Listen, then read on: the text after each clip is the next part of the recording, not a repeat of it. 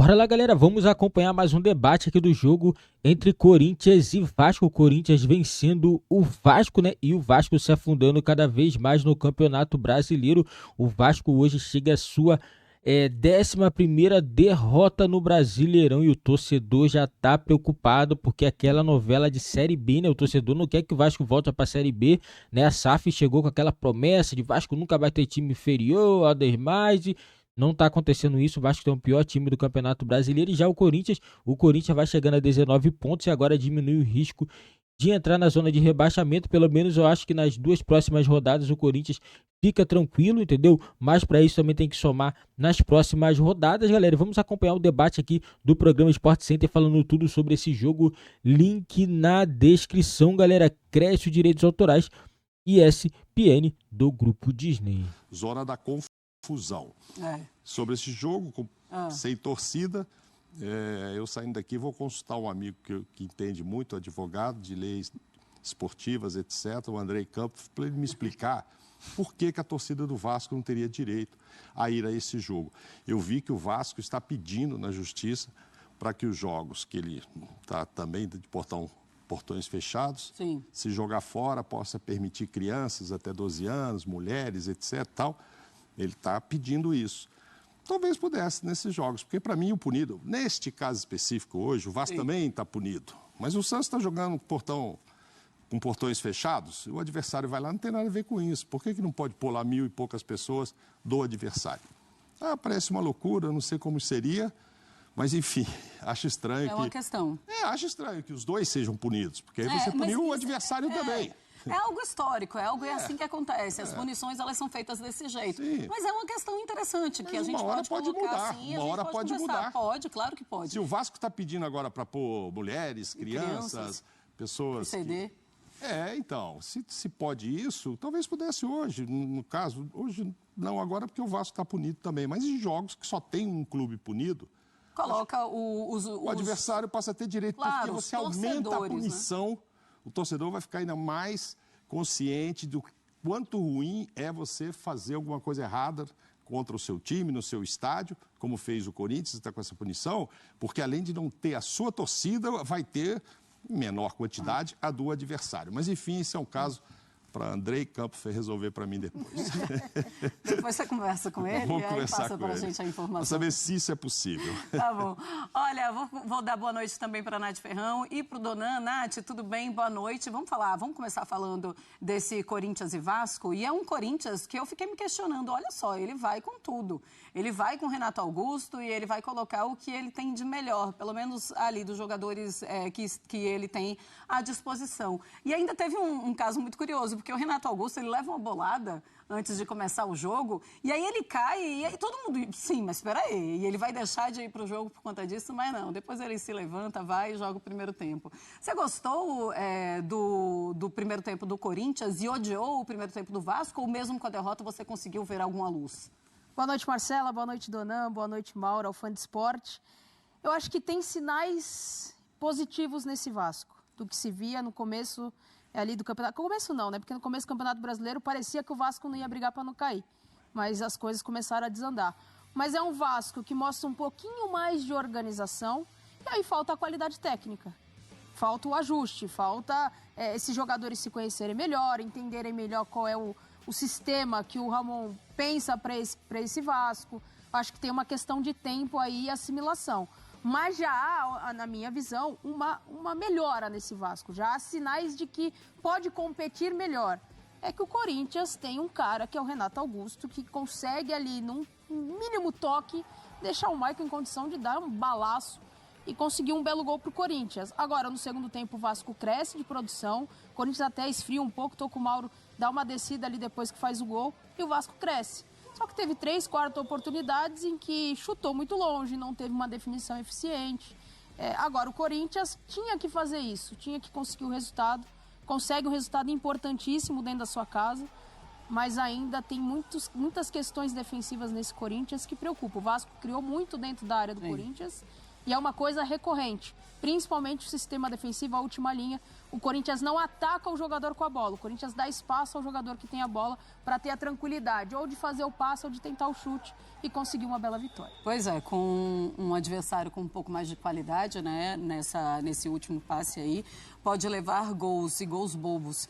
Ô Donan, tudo bem? Boa noite. É um Vasco que hoje tinham 2 jogadores daquele pacote de reforços, né? Sim. Então, realmente, assim, com seu treinador novo, é algo que eles vão precisar se conhecer durante o campeonato. O negócio é que o Vasco não tem mais tempo para isso. Mas você conseguiu ver alguma luz? Foi algo que te deixou um pouquinho mais esperançoso para o Vasco melhorar esse futebol ou não? Boa noite, Marcela. Boa noite, Nath. Boa noite, Mauro. Boa noite ao Fã de Esporte. É difícil falar para o torcedor do Vasco em evolução quando ele enxerga a pior campanha da história do clube no Brasileirão. Analisando com frieza, coletivamente, eu acho que existe sim uma evolução. O Vasco está criando mais, o Vasco está um pouco mais organizado. Acho que melhorou, né, com a mudança que ele fez, né, o Ramon Dias, de início de jogo. Ele botou uma linha de 3, né? Sim, no primeiro tempo, porque o Pumita é um jogador muito frágil defensivamente. A maioria dos gols que o Vasco toma sempre nas costas do Pumita, ali pelo lado direito defensivo. E o Piton é um jogador também que pode acrescentar mais ofensivamente. Então, certo, pelo lado do campo, eu acho que o Vasco ele foi um pouco mais seguro porque os alas estavam mais protegidos nesse esquema. Mas o Vasco ainda foi um time defensivamente muito exposto. Né? Às vezes as linhas muito espaçadas, o Medel mal no jogo, né? Mal fisicamente, se arrastando em campo. Né? A proteção daquele miolo de zaga, né? Ali por dentro, na faixa central do gramado do Vasco, foi muito falha e o Corinthians soube aproveitar muito bem por ali, principalmente porque tem jogadores com a capacidade do Renato Augusto, com a qualidade do Maicon, que de novo faz um bom jogo e está se recuperando. Então, assim, Marcela, eu acho que melhorou. O resultado continua não funcionando. Né? O Vasco tem 9 pontos no campeonato, é uma campanha ridícula até agora. E acho que até uma campanha que não retrata o que o elenco pode entregar. Eu acho que hoje tem uma questão muito psicológica também no time do Vasco. Porque o time do Vasco... Times grandes que começam a perder, eles vão se afundando na zona de rebaixamento. O negócio vai puxando para baixo. E o Vasco, ele tem já, né, um relacionamento que o torcedor não gostaria de ter com esse fantasma da Série B. Um time que acabou de voltar para a Série A e já está encaminhando mais um rebaixamento que vai ser a 6ª Série B do clube. Então, assim, não consegue sair do atoleiro. Tem, sim, uma evolução. Eu acho que o Ramon Dias erra hoje em 2 escolhas para a saída de time. Eu acho que o Praxedes, que era um jogador que até pouco tempo não estava sendo utilizado no Red Bull Bragantino, não estava com ritmo, não poderia ter entrado hoje como titular. Certo. Não entendo o Marlon Gomes não entrar em campo, porque o Marlon Gomes, para o torcedor do Vasco que acompanha, para todo mundo que acompanha, sabe que é um dos jogadores mais lúcidos do time, jogador de seleção sub-20. No segundo tempo entra até o Carabarral e não entra o Marlon Gomes. Eu acho que ele tem que explicar isso na coletiva. Qual a opção que da noite para o dia o Marlon Gomes, que era um jogador importante, em várias oportunidades titular, não entra em campo. Então tem algumas contestações, sim. Você gostou do Sebastião Ferreira? Perdeu um gol no primeiro tempo ali, que foi uma boa jogada até do Figueiredo. Você viu a reação do Ramon quando ele perde o gol? Foi até uma boa jogada. O cara sabe fazer gol, né? E foi um pedido dele, né? Foi um pedido dele, né, Mauro? E ele sabia fazer, já fez gol até contra a seleção brasileira, né? Ele coloca a mão assim pro céu, tipo assim, não é possível, né? Não é possível. Mas a fase não tá boa. Mas você vê como é o futebol, gente. Não sei como é que vão ser as entrevistas assim. Não foi um jogo maravilhoso do Corinthians. Não. O Vasco finalizou 23 vezes contra 12 do Corinthians. O placar foi 3-1 pro Corinthians. Eu vou dizer uma coisa, Mauro. Eu tava imaginando um jogo, mas assim, daqueles horrendos. Ontem a gente estava passando alguns pontos de gols, de passes certos, de Corinthians e Vasco, e era tudo 19º e 20º no ranking do Campeonato Brasileiro. Então eu estava pensando, olha, hoje a gente vai com aquele jogo para dormir, para se cansar. E pelo menos foi um jogo disputado. Não foi. Bom de se ver. E é o maior tabu da Série A, né? Desde 2010. Desde 2010 que o Vasco não ganha. O Vasco é freguês do Corinthians, né? Não é tanta assim, né, a diferença em número de vitórias, mas ficar esse tempo todo, né? De uns tempos pra cá, bem Tem Série B nesse meio do caminho. Tem. Mas tem também a última vitória, foi lá no Pacaembu ainda, muito antiga e tal. É estranho, né? Pela qualidade dos dois, tudo bem, teve essa fase de Série B, mas contar não assim na Série A, o Vasco é sempre um adversário muito difícil, ainda mais se joga em São Januário e tal. Olha, é o único time que não reagiu ainda, né? Eu tô curtindo muito esse campeonato, que eu acho assim, ele tá muito disputado, é difícil você pegar na tabela e marcar assim, ó, aqui eu vou ganhar 3 pontos, sabe? Comissão técnica, muito difícil. Eu acho que contra o Botafogo, por exemplo, você consegue cravar, mesmo jogando o Botafogo jogando em casa, você já fica assim, né? Eu acho que lá no Internacional cravaram que levariam 3 pontos do Cuiabá hoje. Quebraram a cara. Quebraram a cara. Então, assim, o Vasco é o único que não reagiu. Quando ele reagir, agora com esse reforço chegando, enfim, hoje foram 2 estreias, é isso? Sim, 2 mais, estreias. teve o Paulinho também. Foram 3 estreias como titular, né? Paulinho no segundo tempo. Mas para começar, o Ferreira e o Praxedes. Então, assim, falta entrosamento, falta ritmo de jogo, enfim, algumas coisas que é questão de tempo, mas não pode esperar tanto tempo para isso. Porque os outros, mesmo os que estão lá embaixo, o time vai enfrentar o América hoje, vai contabilizar de antemão 3 pontos? Não vai. Enfrentar... Vídeo Flamengo na última rodada. Sim. Exatamente. Então, assim, dos que estão ali embaixo, aí Goiás, Goiás é o único não, são 2 que ganharam, Botafogo, Goiás e Atlético Paranaense, né? Goiás ganhou. Então, enfim, só o Vasco é que talvez ainda estejam contabilizando 3 pontos. E se o Santos continuar do jeito que está, vão contabilizar, mesmo que a gente saiba que não é fácil ganhar, mas enfim, hoje de novo mais uma derrota, o Santos também está jogando muito mal. Mas é por isso que o campeonato está legal, porque a grande maioria joga um futebol que você não sabe. Tem surpresas? Tem. Resultados você fala, nossa, será que era para ser tudo isso, não sei o quê? Mas não dá para contabilizar. E acho que vão parar de contabilizar 3 pontos contra o Vasco. Eu acho que a tendência é melhorar pelo número de finalizações visto hoje, jogando fora de casa. Então, a tendência, quando voltar para casa cheia quando que vai poder?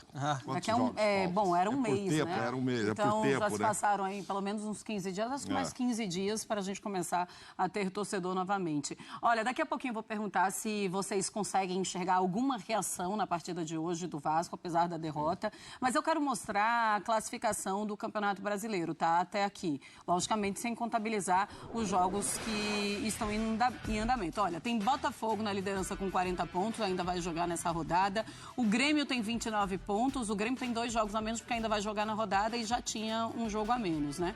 O Flamengo tem 28 pontos, é o 3º colocado, e o Fluminense, 28 pontos, é o 4º colocado, fechando aí G4. O Palmeiras na 5ª colocação também com 28, e o Red Bull Bragantino, que venceu o Fortaleza, agora na 17ª, também tem 28 pontos. Aí tem o Atlético Paranaense, que empatou com o Cruzeiro, 27 pontos. São Paulo, 25 pontos. O Cuiabá também tem 25 pontos. Cuiabá que venceu o Internacional.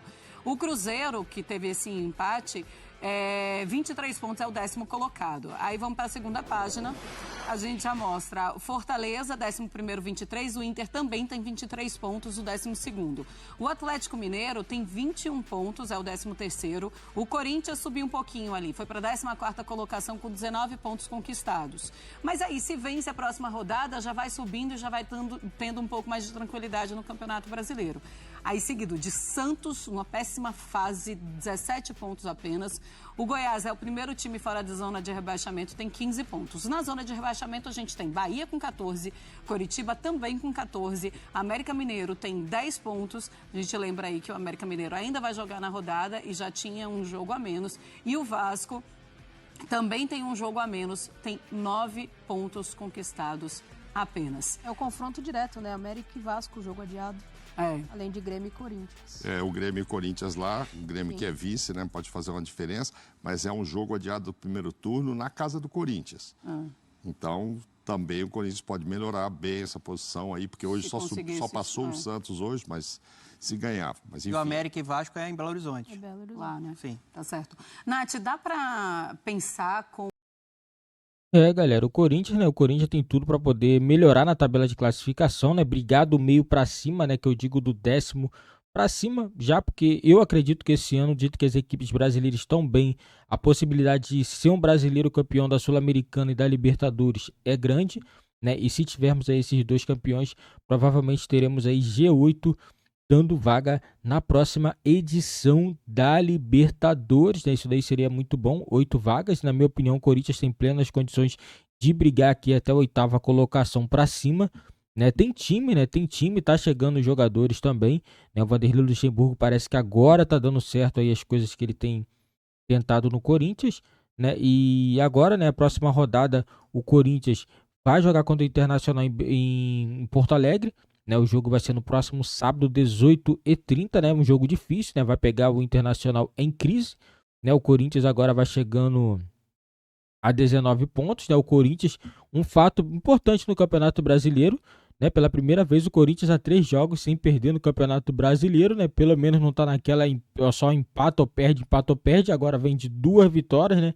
E um empate, né? Ganhou uma, empatou outra e agora ganhou o Vasco, né? E é isso aí, o Corinthians parece que tá caminhando muito bem, já a equipe do Vasco parece que cada vez mais indo pro buraco. Claro, teve uma pequena evolução, mas na minha opinião muito pouco ainda, é pouco ainda para falar a verdade pro Vasco sair dessa situação complicada, é onde o Vasco tá, né? São 9 pontos e cada rodada que vai passando, o número de pontos para poder sair da zona de rebaixamento vai aumentando. Isso daí fica ruim porque vai passando as rodadas. Daqui a pouco tá faltando 15 rodadas para terminar o Campeonato Brasileiro. Para sair da zona de rebaixamento, precisa de 5 vitórias seguidas, 6 vitórias seguidas. Aí fica difícil. Fica difícil.